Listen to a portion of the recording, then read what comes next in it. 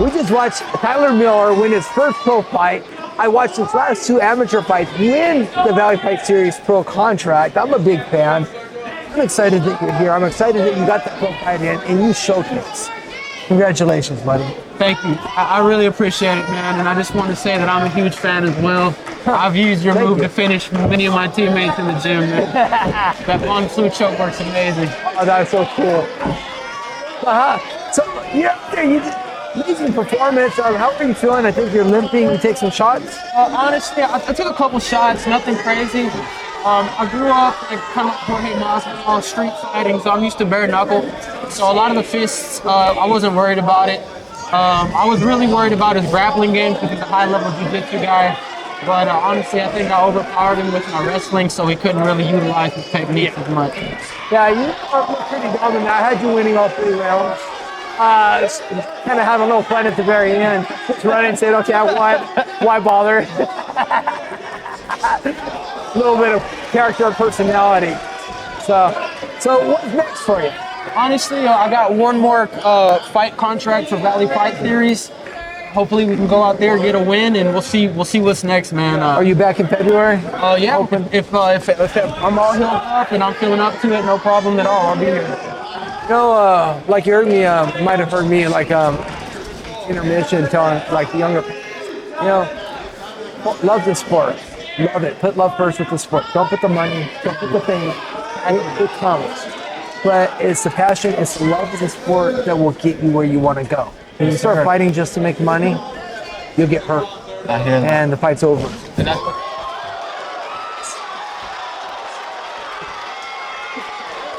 My knee. Blevins blood.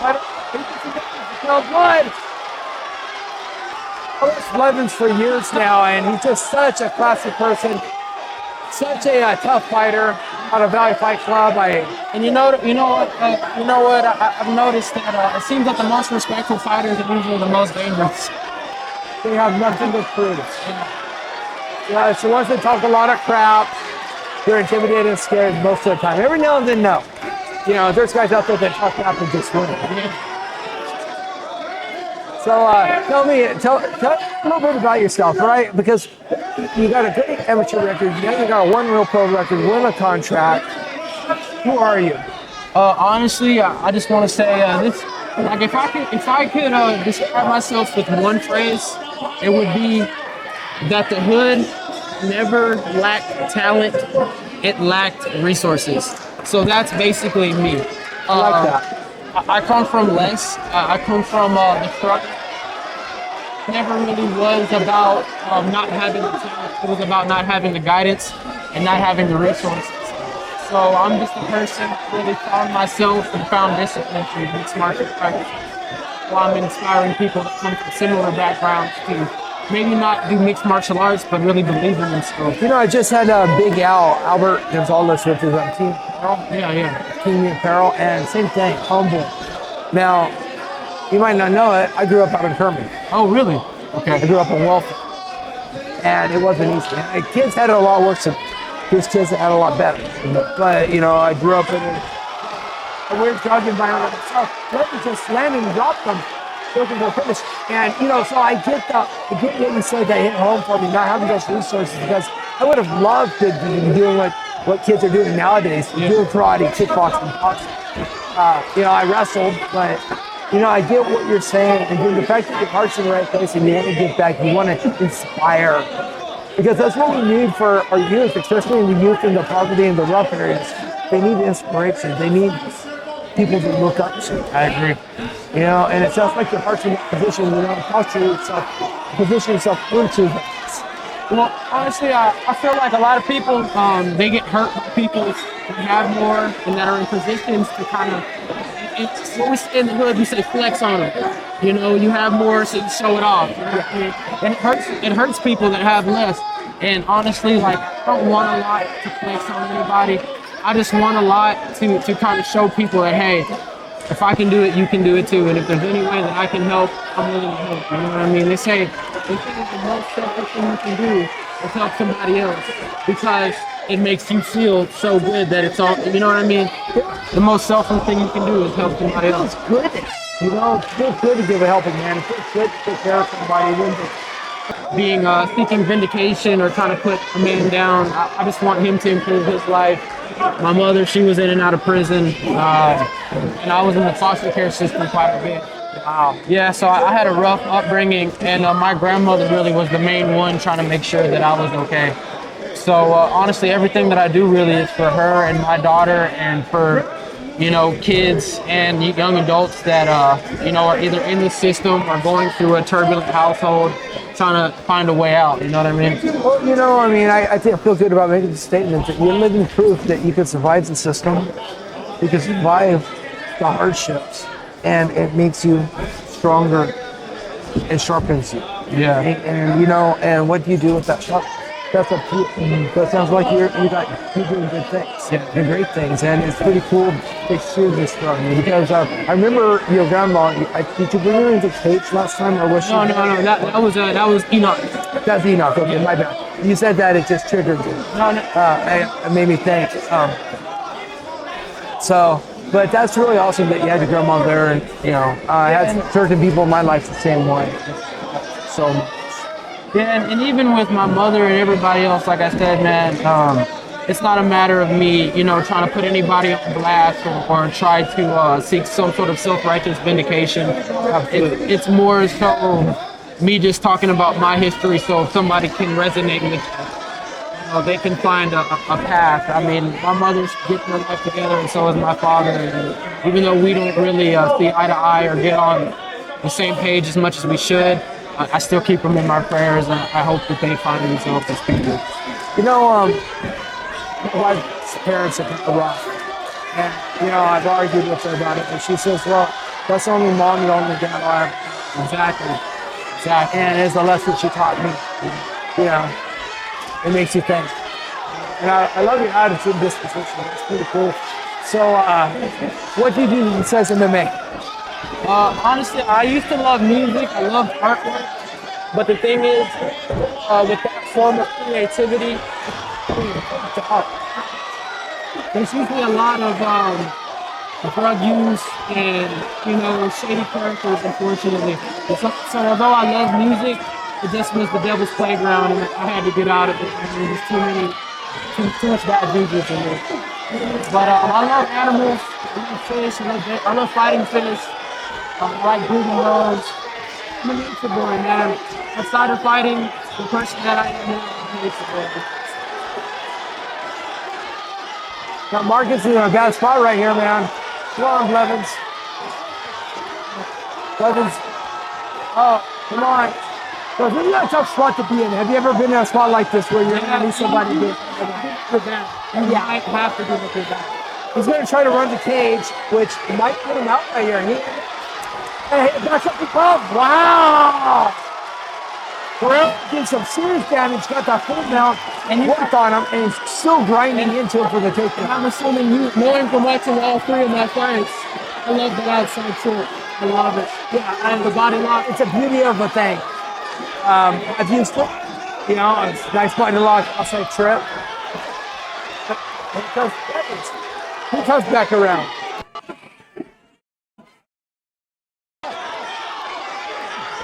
It's so cool for me. Like, I've watched all these guys, a lot of these guys come up to the amateur ranks. And just watching these guys, I've been wanting to watch them fight for years now.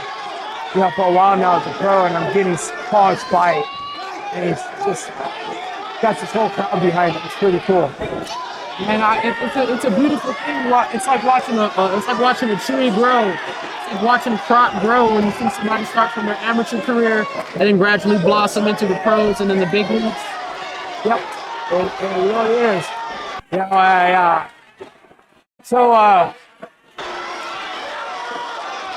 Sorry, I'm just caught up in the fight now. I think these guys are just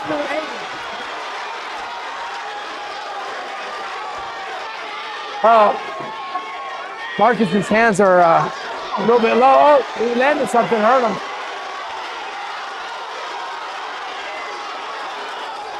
I think Rick Corner needs to bring his hands up just a little bit. Yeah, Marcus's hands are a little low. He's tired, and all it takes is one of those overhands to land clean. Nice. Double Nice. change. Nice double change. Oh, nice. Oh, 2 seconds. Blevins lucked out right there. He stopped that takedown because just talking to Big Al and, you know, these amazing people, and they're going to do great things. I'm looking forward to great things. Here we go. Third and final round, Blevins vs Guerrero, showing respect as they stepped out into our octagon. That's our octagon, our hexagon. Into our stage. Inside kicks. Inside kick. Sweat off of each other. They're hitting so hard. Wow. Guerrero's having trouble with those low kicks, answering those low kicks. And these things hurt. He took one back. Oh, now he's countering with the kick of his own. Man, these guys are just toe-to-toe. They throw a line in the sand and just throw it.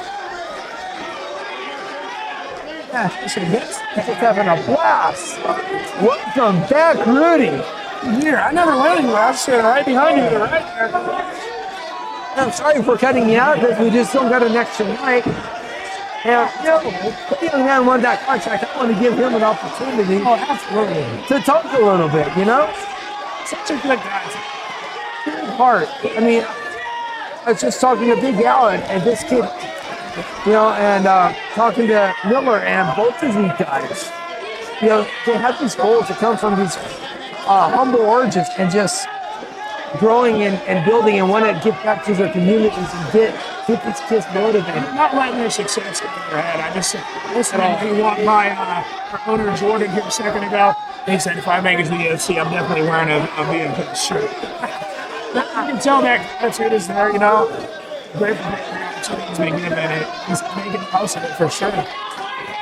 Absolutely. So what you think of this fight? You guys trying to kill each other? I was just saying, I thought the Tyler Miller fight was probably going to be fight of the night. This one is taking that one's place for sure. Tyler Miller fight, I mean, unanimous decision. We know where that's going. I'm not too sure what this one's going. Right now I have it 1-1. Blevins had the first round to me. I think Sergio got that second. Blevins, I think he's going ahead right now. But, you know, this fight can go anywhere right now. And the way they're taking each other, and somebody can go to full pretty easy. That's body hook. A big two-piece. A lot of heart shed by Guerrero in this fight. That first round, he got knocked out. I thought he might have been hit there. Yeah. Good stuff that first round, too. He's been up there.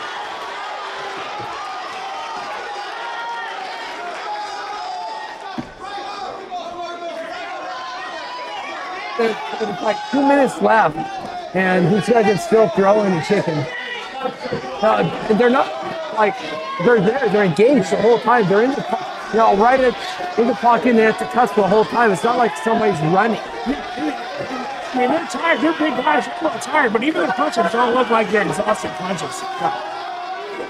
They're still throwing calculated punches, trying to find a spot to close it out. Now, both fighters keeping their hands relatively low here.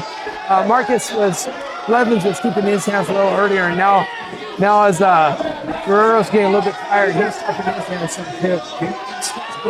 Come on. Get in the half left and go here in the fight. This pure good stuff. A lot of heart, throwing. It's outside left hook by Guerrero. I love that hook. I love those hooks.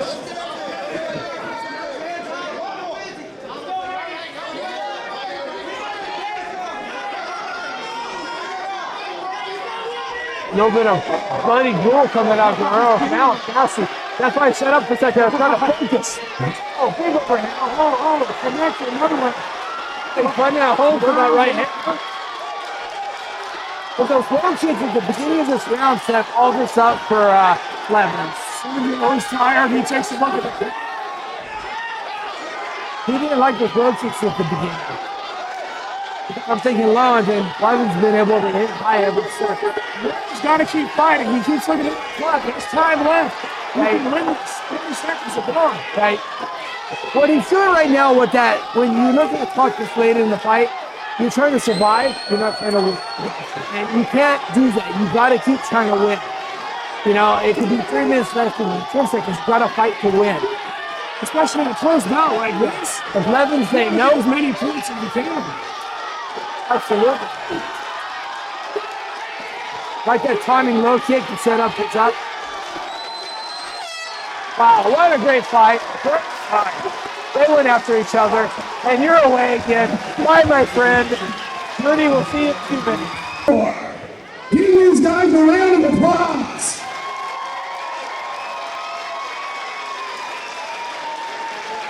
This middleweight bout goes all 3 rounds, and we go to the judges' scorecard for your winner by unanimous decision.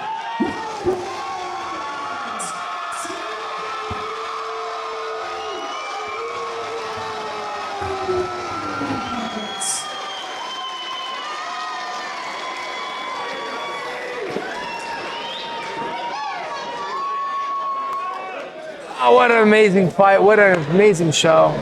How much fun was that?